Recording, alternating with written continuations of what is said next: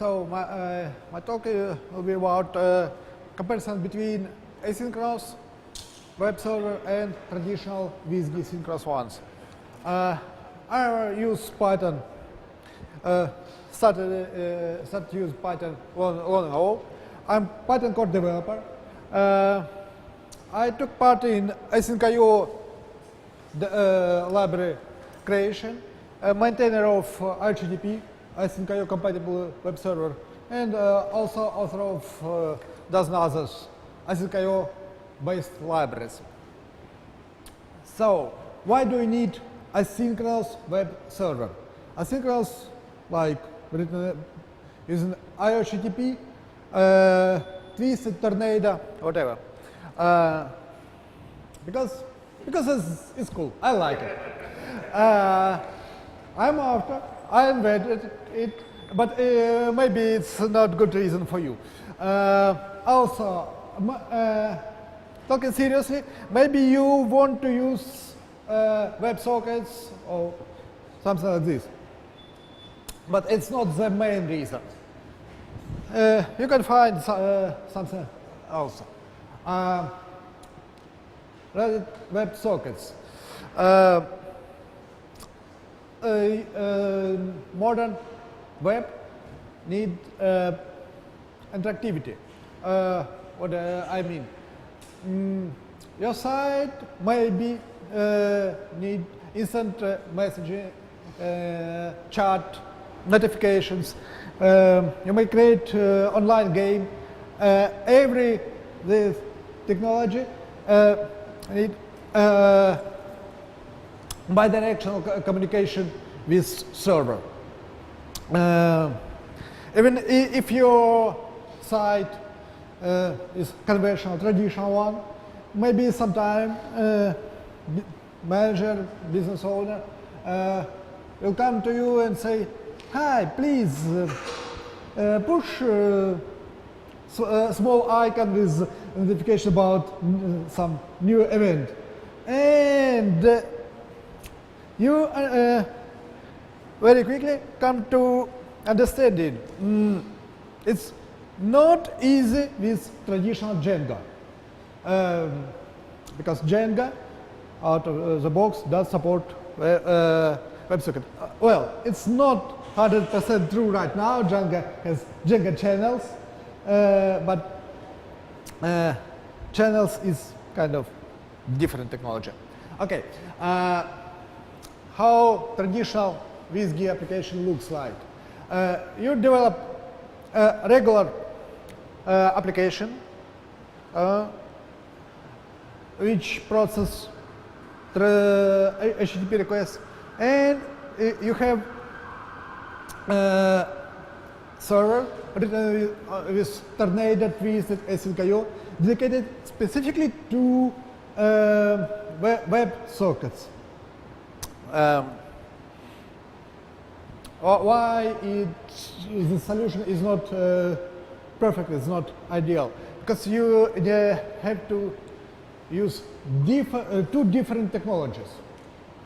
One is blocking code and another is non-blocking asynchronous code.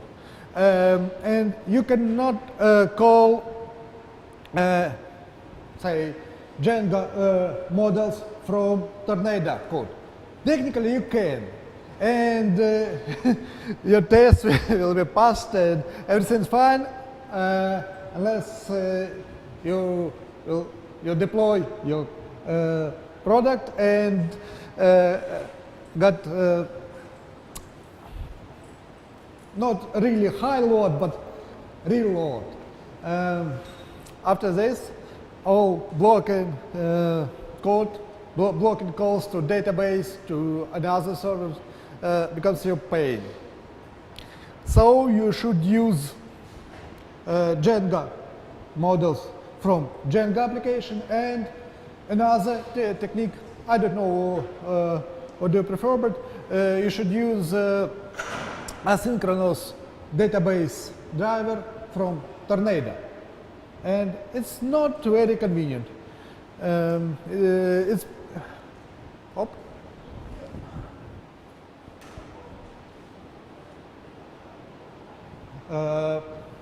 Let's wait a bit. Okay. It does allow you to write unified code, unified utilities, internal libraries, internal approaches for both parts, Django and Tornado. You may substitute Flask, Bottle, Falcon instead of Django, and any asynchronous server instead of Tornado. So how does look in asynchronous way? We have unified code base because both regular HTTP requests, conventional ones, and brand new web server communication done by the same style, in the same code. You don't need separate processes in development during unit test run, but you could deploy multiple nodes, multi-process on your deployment environment. It's very, very convenient to run unit tests in the single process. Run tested code, tests, and everything inside the same process. Instead of trying to start Django, Tornado, and maybe you need Nginx as reverse proxy also, just for running unit tests. Not unit, but functional tests. But WebSockets WebSocket problem could be solved without asynchronous approach. But the main reason for asynchronous is memory. I'll tell you what does this mean. For WSGI code, we have, for example, one WSGI process which it's half a gigabyte of memory. It's just for example, but real process consumes very comparable values, and it processes only 20 RP requests per second. Again, it's for example, it may process not 20 but 200, but not too much. And it consumes not all CPU. Why? Because our WSGI request handler, which renders HTML page, does some I/O, input/output. It calls database or another servers, another services, and most of time it waits for answers.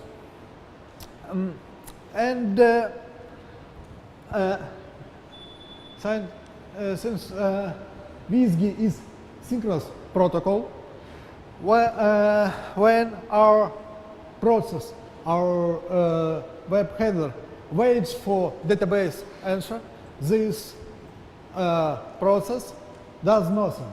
It's sleeping. How to solve it? Solution is easy. Just run 10 or more WSGI processes. We multiply our performance. We utilize as much CPU as we want, but if we run 10 WSGI processes, we have 10 more times memory consumption. Why? Because just multiplied. And running 10 threads inside single process does help you because Python has a global interpreter log, and you cannot get good parallelism from single process. You should execute multiple processes. Memory is cheap now, but it's not for free. With asynchronous approach,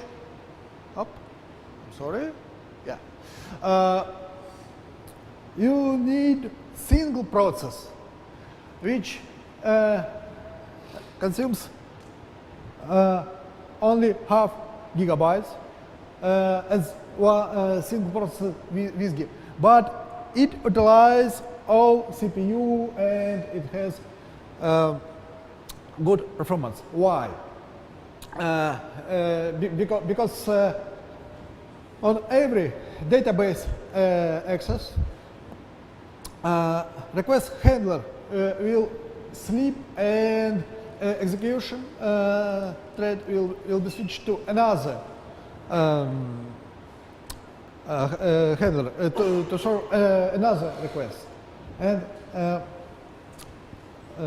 it allows to run multiple requests quickly, but still using low level memory watermark.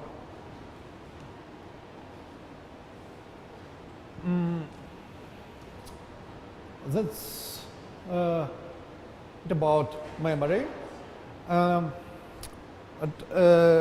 WSGI approach has also another interesting problem related to slow request handling. Let's look on regular request, which is fast request. It's processed by web application, Django, Flask, whatever, very quickly. Nginx or other proxy front end replies with the same time, and in browser we have 1/10 second, just for example. Half of this time spent by network, and this numbers looks very good. Maybe your server is 10 times faster, but total schema remains the same. But if we have a small amount of requests, 100th request, every 100th request is slow, let's assume.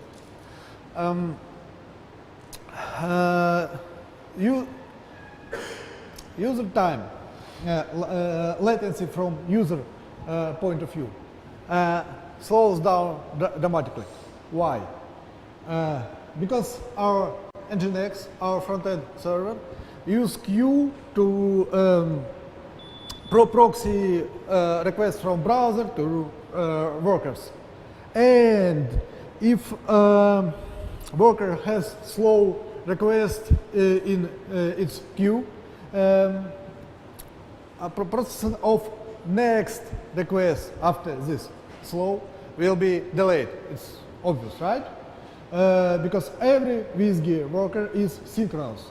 You can parallelize by running several WSGI workers, but amount is still limited. It's about, I don't know, you run 10, 20, maybe 100 workers, but 100 for one node is too much. Anyway, this amount is limited.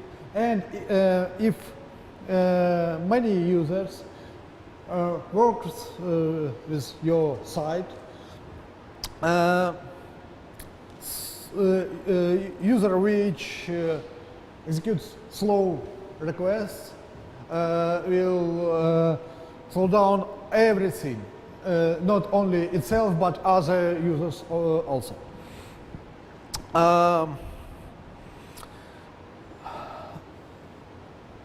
And if our latency latency if we have very rare but very slow requests endpoint in our system, site may become non-reliable very quickly.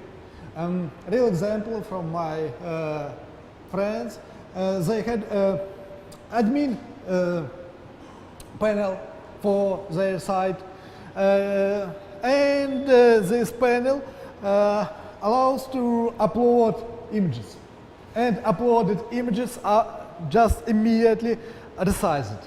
It's a stupid idea to resize in a synchronous way. It should be done by Celery or whatever. But they had this code. And after rolling out new version in production, people start to upload huge images, and not only uploading part, but total admin site, admin panel was down. They fixed it quickly, but very often in development you cannot prevent, you cannot figure out what weak points of your system, and it's okay to have a very long response for single user who initiate this slow code, but it's not acceptable to slow down total system. But it's not an issue for asynchronous code, just because slow request means usually problem is not in calculation, but slow request waits for response from, I don't know, database or other server or whatever. And while our slow request handler waits for the data, another other requests are executed concurrently. And developer shouldn't think about this kind of parallel execution. It just works, and that's it. About concurrency.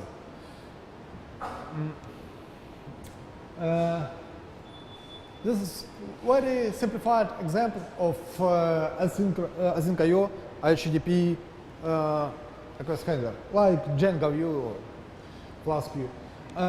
We have two parts of page, I don't know, header and main part. We calculate content for them and render HTML template, or make total JSON, combined JSON.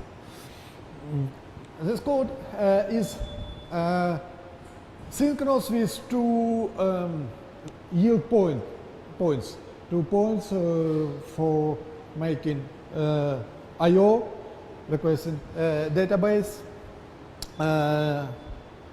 But I don't tell about database and context switching right now. My point is time of execution for this handler is time of first part and second. They are summarized, right?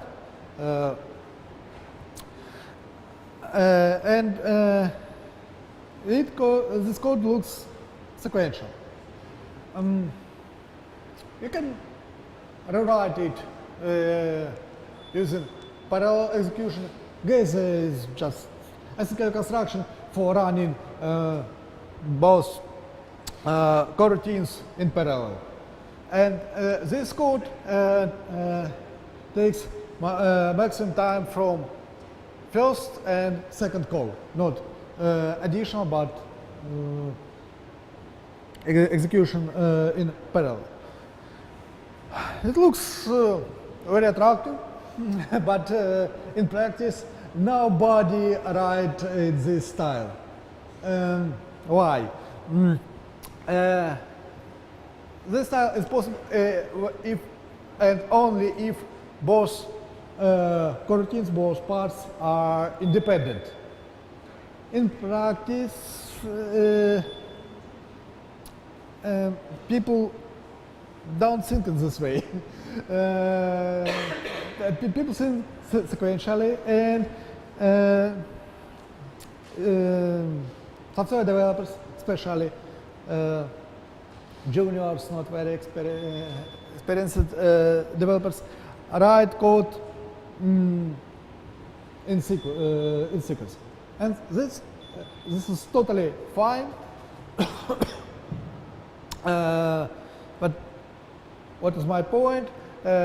Point is, don't expect too much explicit concurrency from async IO code.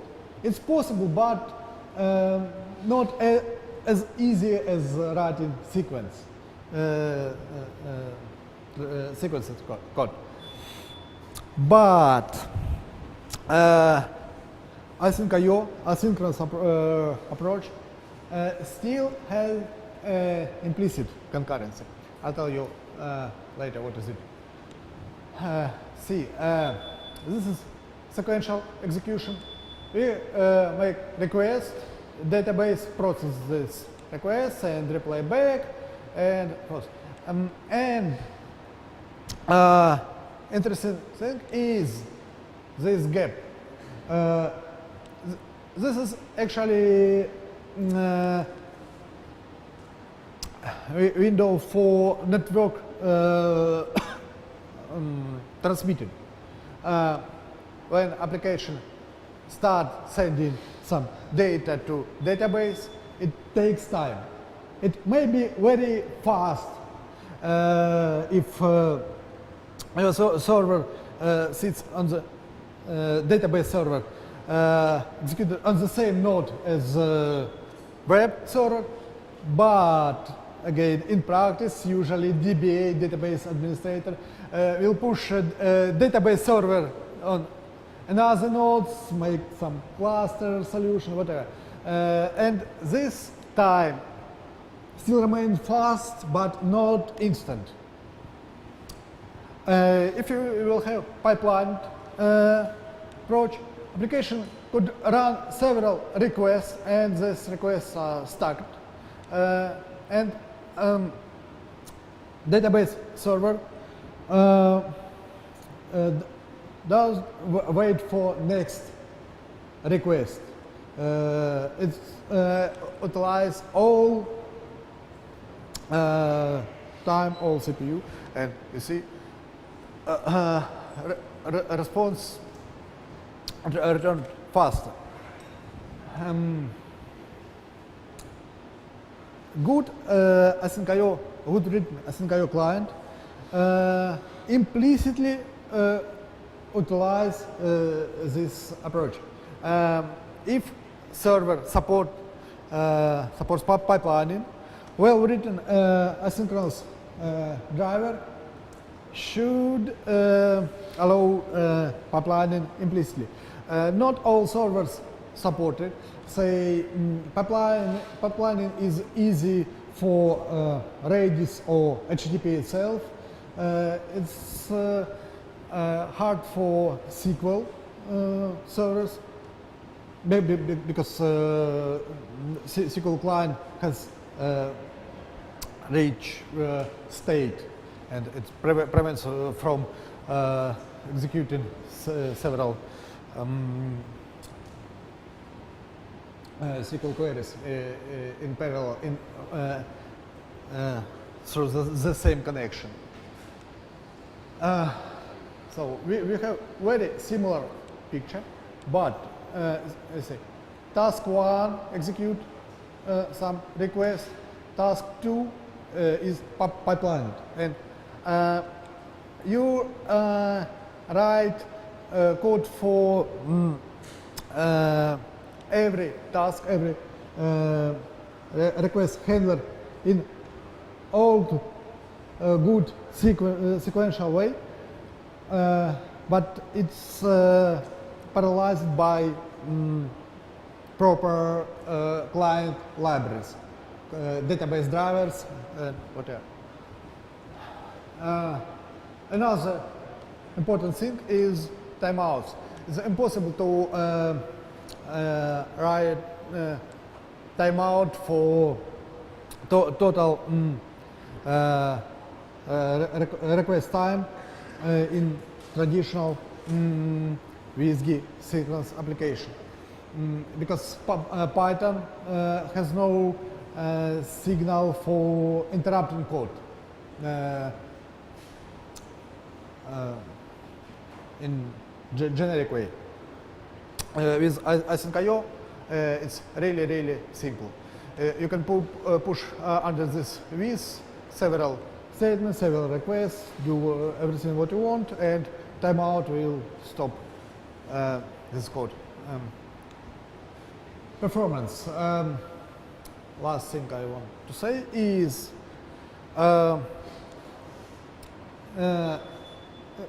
async slow? Actually, depends on task.